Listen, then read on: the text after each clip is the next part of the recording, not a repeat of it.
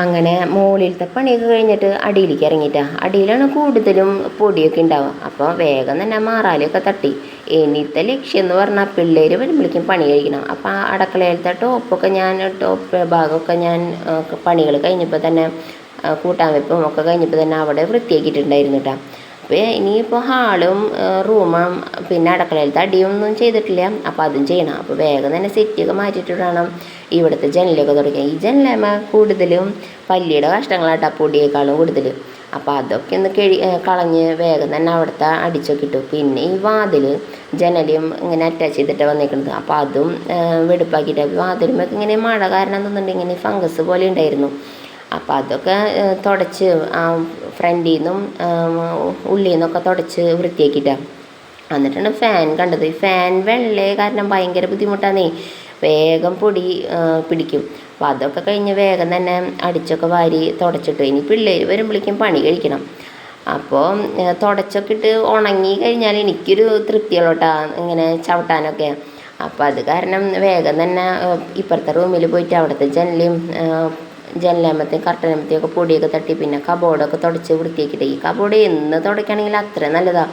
എപ്പോഴും പൊടിയാണ്, ഈ പൗഡറിൻ്റെ പൊടിയാണ് കേട്ടോ. അപ്പോൾ വേഗം തന്നെ അവിടെയും അടിച്ച് തുടച്ചൊക്കെ കഴിഞ്ഞിട്ടാണ് ഹാളും കൈയോടെ തന്നെ തുടച്ചൊക്കെ ഇട്ടു കേട്ടോ. എന്നിട്ടാണ് അടുക്കളയിലേക്ക് കയറിയ. അടുക്കളയിൽ ഇത്തിരി പണി കൂടുതലാണ്. ഈ ജനലാമ ഇങ്ങനെ ഈ ചെടികൾ വെക്കുന്നുണ്ട് ഈ ചിപ്പിൽ ഇങ്ങനെ വെള്ളം ഒഴിച്ചിട്ട്. അപ്പോൾ ഈ വെള്ളമൊക്കെ ഒന്ന് വൃത്തിയാക്കി അതൊന്നരാടെ മാറ്റും. കാരണം അതിൽ കൂത്താടികൾ എപ്പോഴും വന്നറിയുന്നേ.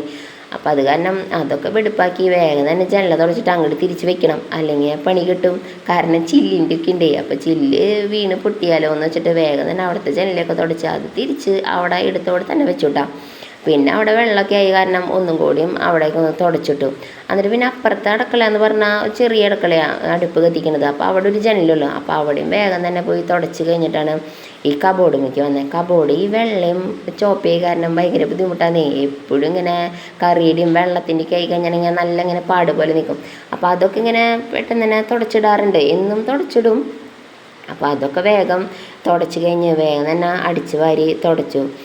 തുടയൊക്കെ കഴിഞ്ഞപ്പോഴാണ് ചായ കുടിക്കാറായി, 3 മണിയായി. അപ്പോൾ എന്തിട്ടൊന്ന് പലഹാരം ഉണ്ടാക്കാമെന്ന് വിചാരിച്ച് നിൽക്കുമ്പോഴാണ് അപ്പുറത്തെ വീട്ടിലെ ചേച്ചി പഴം തന്നത് കേട്ടോ. അപ്പോൾ പഴം കിട്ടിക്കഴിഞ്ഞിട്ടുണ്ടെങ്കിൽ പിന്നെ നമ്മളൊന്നും നോക്കില്ലല്ലോ, വേഗം തന്നെ ഉണ്ടാക്കും ഉപ്മാവ് ഉണ്ടാക്കി കഴിയുമ്പോഴേക്കും തുമ്പി വന്നു കേട്ടോ. തുമ്പിന്ന് മുല്ലപ്പൂവൊക്കെ വെച്ചിട്ട് വന്നിട്ടുണ്ടായിരുന്നു കേട്ടോ. അപ്പോൾ എന്തിനാ മുല്ലപ്പൂവ് എവിടെ നിന്നൊന്നും അറിയില്ല, ടീച്ചർ കൊടുത്തതാണെന്നറിയാം അവൾക്ക്. എങ്ങനെ കിട്ടിയെന്നൊന്നും അവൾക്ക് അറിയില്ല. അപ്പം അങ്ങനെ കുഞ്ഞൻ പറഞ്ഞു ഞാൻ സെറ്റി കവറൊക്കെ ഇടാം, അമ്മ പോയിട്ട് മുകളിൽ വിരിച്ചോ എന്ന് പറഞ്ഞു. കട്ടിൽ 2 റൂമിലത്തെയും ബെഡ്ഷീറ്റുകളൊക്കെ വിരിക്കണമല്ലോ. അപ്പോൾ അതൊക്കെ വിരിച്ച് ഞാൻ വന്നപ്പോഴേക്കുണ്ട് അടിയിൽ വന്നപ്പോൾ സൂപ്പറായിട്ട് കുഞ്ഞൻ സെറ്റി കവറൊക്കെ വിരിച്ചിട്ടുണ്ടായിരുന്നു കേട്ടോ. അപ്പോൾ ഓക്കെ, ബായ്.